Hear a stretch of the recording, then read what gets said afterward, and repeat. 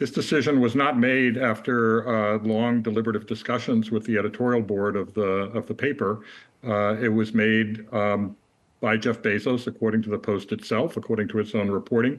If they had made this decision 3 years ago, 2 years ago, a year ago, that's fine. Newspapers are entitled not to make endorsements, but this was made on the cusp of an election, and clearly as a result of concern that Trump might win the election and would seek vengeance on Jeff Bezos, as he has promised to do.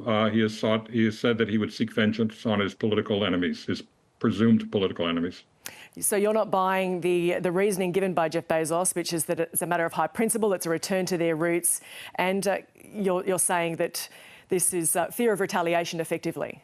Well, yeah, no, it's not. It's not a matter of high principle, no matter what they say.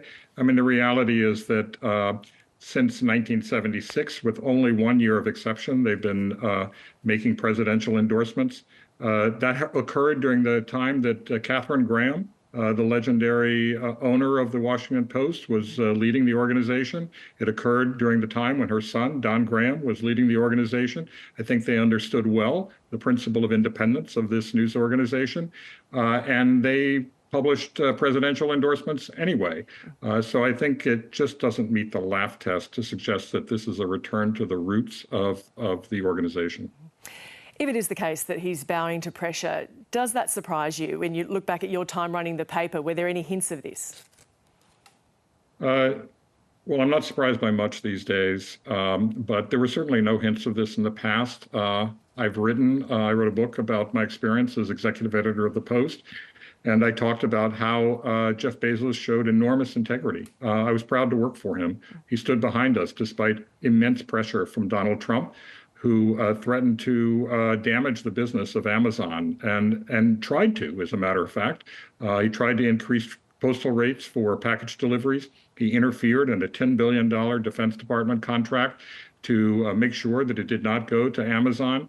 And Bezos stood his ground. He supported us. He allowed us to do our work with full independence without ever interfering in our news coverage. And by the way, in 2016 and in 2020, the Washington Post ran editorials during those presidential campaigns and had very critical things to say about Donald Trump.